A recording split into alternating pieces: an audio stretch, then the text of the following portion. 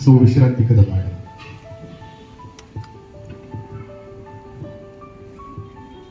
सर्वांना नमस्कार.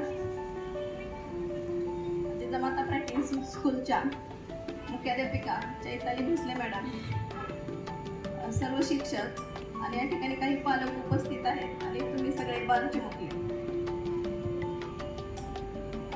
उद्या आंतरराष्ट्रीय महिला दिन आहे आणि त्यानिमित्त आपण आज साजरा करतोय. उद्या रविवार आहे.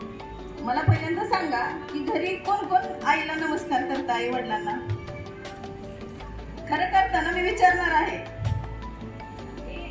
त्यांच्यासाठी एकदा सगळ्यांनी टाळ्या वाजवा.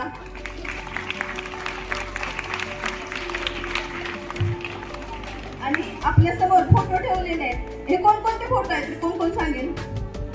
पहिला फोटो कोणाचा आहे? अरे वा, छान. दुसरा? अरे वा. तिसरा? मग आज मी सावित्रीबाई फुलेंची तुम्हाला एक छोटीशी गोष्ट सांगते. सावित्रीबाई फुले ज्या वेळेला तुमच्यासारख्या लहान होत्या की नाही, त्यावेळेला त्या आपल्या वडिलांच्या बरोबर बाजारला जायच्या. आणि बाजारला गेल्यानंतर तुम्ही कसं बाहेर गेल्यानंतर लगेच तिथे खायला सुरुवात करता काही असेल तर. मग तिला जिलेबी आवडायची सावित्रीबाईंना आणि जिलेबी घेतली वडिलांच्याकडून मागून. आणि तिथे आहे ना एक ख्रिस्ती मिशनऱ्यांचा कार्यक्रम सुरू असतो. ते जिलेबी खात असतात, कार्यक्रम बघत असतात आणि तिथल्याच एका अधिकाऱ्याच्या ते लक्षात येतं. मग ते त्या सावित्री जवळ येतात आणि ते म्हणतात, तू रस्त्यावरती जिलेबी का खातेस? तर ती म्हणते, मला आवडते म्हणून मी खाते. तर ते म्हणतात, तसं नाही, असं रस्त्यावरती कुठलाही पदार्थ खायचा नसतो.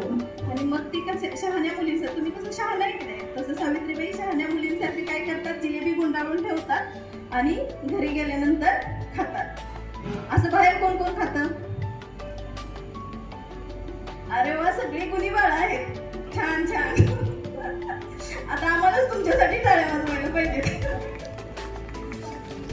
खरोखर खूप चांगली सवय आहे ही. आता मी तुम्हाला दुसरी एक अशी छोटीशीच गोष्ट सांगणार आहे. मनस्वी. कदाचित आमच्या सगळ्या सहकार्याने पुस्तक वाचलेलं असणार आहे मनस्वीचं. ही मुलगी ज्या वेळेला जन्माला आली, अगदी 20व्या दिवशी, बघा, जन्मल्यापासून 20व्या दिवशी आहे ना, तिच्या डोळ्याला कॅन्सर झालाय असे डॉक्टर सांगतात. आणि त्यावेळेला मग तिच्या आईला सांगतात की बाळाचे डोळे काढावे लागतील. त्यावेळेला तिची आई रडते की माझ्या बाळाचे डोळे काढले तर माझी मुलगी कसं जग बघू शकेल.